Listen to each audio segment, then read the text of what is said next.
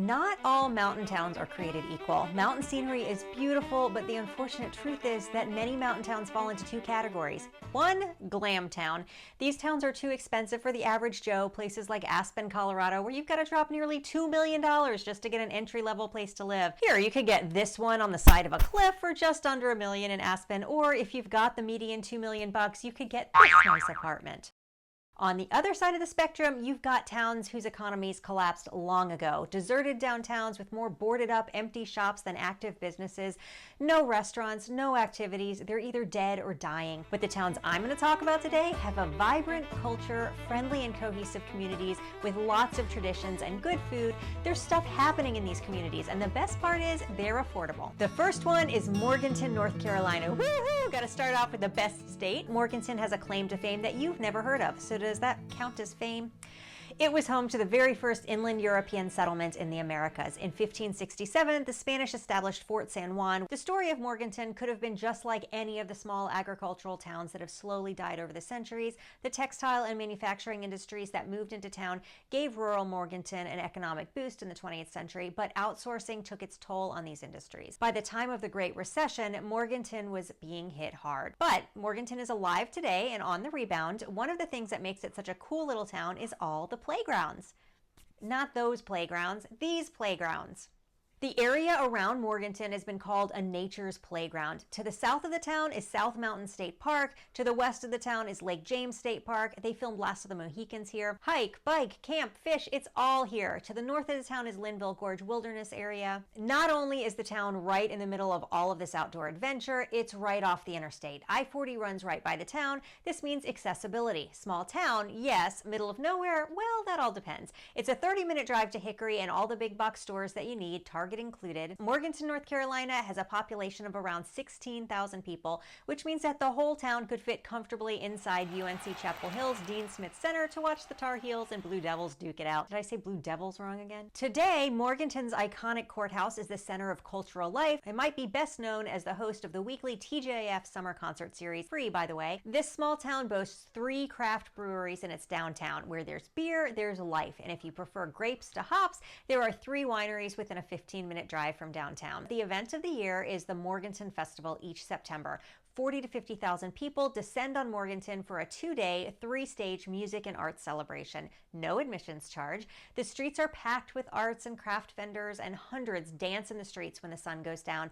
Morganton has another annual celebration that really illustrates the character of the town, the annual memorial tree lighting ceremony. Each year, on the Saturday before Thanksgiving, the town gathers to light the trees around the courthouse to remember friends and family that won't be there for the holidays this year. You've got to love a place that loves its families. The median sale price is only $202,000 in Morganton. For $220,000, you could have gotten this cute brick ranch on almost an acre lot, 6 minutes from the historic downtown and a 3-minute walk to one of the downtown parks, but it just sold. The people of Dalanega, Georgia are gold diggers. Really, true story. Dalanega was the site of the second significant gold rush in the U.S. The town name is taken from the Cherokee word meaning yellow or gold. The federal government established a U.S. mint in Dalanega where it minted gold coins. The building has since burned down, and those gold coins are highly valuable today. Every April, there's an annual 3-day festival called Bear on the Square, which marks the day a black bear wandered onto the city square. Go figure. That must have caused quite a ruckus to have warranted a whole commemoration festival. And everyone looks forward to fall in Dalanega because the 3rd week in October, which is peak leaf season,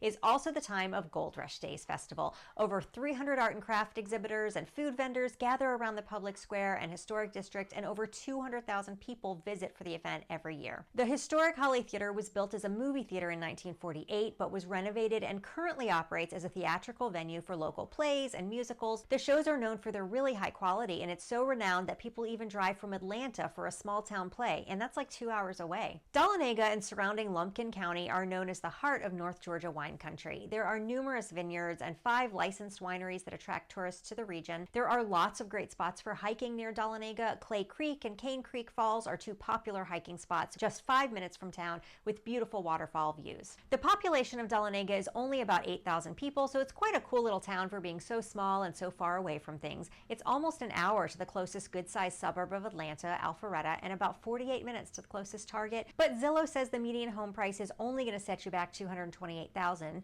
When I tried to find a home for sale at that price, there really wasn't much to choose from. It looked like $300,000 was really the entry level, but you get a pretty nice home at that price. This home is 3,500 square feet and on a basement and a 1-acre lot for $395,000. Manchester, New Hampshire was home to the Native American Pennacook tribe, and the town was named after the Pennacook word meaning good fishing place. Unsurprisingly, with a name like Good Fishing Place, the Merrimack River runs through the town. A water-powered cotton spinning mill was built on the banks of the Merrimack River, and the town was established as a company town, which means that the majority of everything that was built, homes, houses of worship, schools, recreation areas, were all planned for, owned, and financed by the company. In this case, it was the Ameskeek Cotton and Woolen Manufacturing Company, which at one time was the largest cotton textile plant in the world. Slam Free or Die, New Hampshire's only weekly slam poetry venue, is in Manchester and was voted best poetry venue in the world. Back in the 1980s and 90s, a slew of illegal gambling operations became popular in Manchester. Local pizza shops and bars bought video poker machines that paid out real money. A police campaign cracking down on the practice was begun, and Manchesterians began referring to the city as Manch Vegas. It still has that nickname today, although I think they did away with the video poker. The Uncanunic Mountains are about 20 minutes from Manchester, and if you like skiing, McIntyre Ski Area is actually a city-owned ski area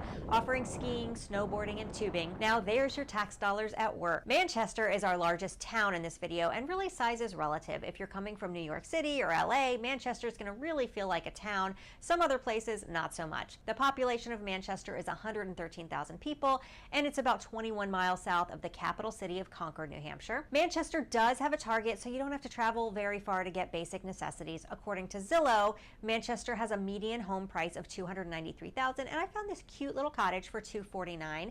Nothing very fancy, but nice and affordable. Maryville, Tennessee was originally built as a fort where European settlers sought refuge from attacks by indigenous tribes that lived in the area. Maryville was a center of abolitionist activity through the early 19th century, and during the Reconstruction era became a hub of the radical Republican Party, which called for immediate, complete, and permanent eradication of slavery. In the 1970s, the city spent $10 million on a downtown renovation, as well as the building of the bicentennial Greenbelt Park, but it didn't attract retailers and remained in decline until the early 2000s. Maryville is only about a 25-minute drive to Knoxville and the University of Tennessee, so residents have pretty easy access to all the amenities that a larger city and a large university town can provide. But Maryville has its own college in downtown, and you won't really want for the box stores if you need them. Every year, Maryville folks look forward to the Smoky Mountain Scottish festivals and games. If you ever wanted to wear a kilt or see someone else wear a kilt, this is your chance. Maryville has a strong history of Scotch-Irish descent. If you think you might be a member of an official clan, there are Cultural Heritage Association representatives on site at the event to help you find out. But even if you're not an official member of the family, you can enjoy the traditional athletic competitions like the hammer throws and cable toss, listen to Celtic music, and of course watch the sheepdog trials.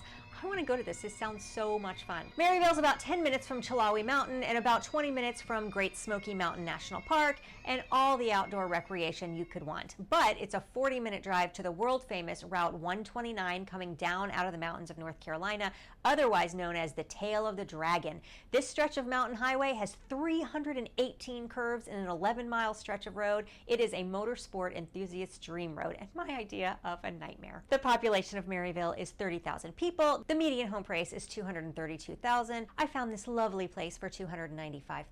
The smallest town on our list is Bethel, Maine. It might have only 2,690 residents, but they proudly boast of living in Maine's most beautiful mountain village. The township began as Sudbury, Canada, and the first resident began clearing the land in 1774. The Revolutionary War put a hold on the development of the town, but by 1796, the town had grown and incorporated itself under the name of Bethel, a Hebrew word meaning house of God. In 1851, the railroad came to Bethel, allowing the hay and potato farms of Bethel to ship their produce with greater ease, and also allowing tourists wanting to escape the big cities a chance to get away from it all and enjoy the pristine wilderness. Of course, they enjoyed the pristine wilderness from the comfort of several hotels in the town center and by taking carriage rides through the wilderness. But the car killed Bethel. Once people could drive wherever they wanted and didn't have to rely on the railroad, they stopped coming. Those grand hotels were eventually torn down. The Prospect Hotel burned just 2 years after this photo was taken in 1909. The lumber industry that dominated the town in the late 20th century has fallen away. But like other small towns, Bethel has found new life from its proximity to outdoor outdoor recreation. The Sunday River Ski Resort is just a 12-minute drive north from the town, and in 2019, USA Today ranked Bethel as the #1 ski town in the country. The town thrives in the winter, but is once again becoming a summertime destination for those who want to enjoy those great outdoors.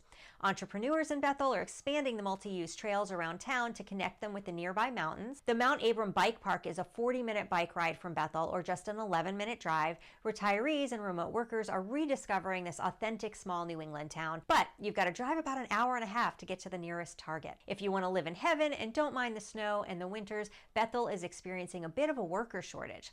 If you want to move to Bethel, the median home price is just around $222,000, but you're going to have a hard time finding that. There aren't that many housing options. You can buy a lot to build on, this condo for $379,000, or this adorable cabin for $430,000, but it just might be worth knocking on some doors if the White Mountains area is your cup of tea.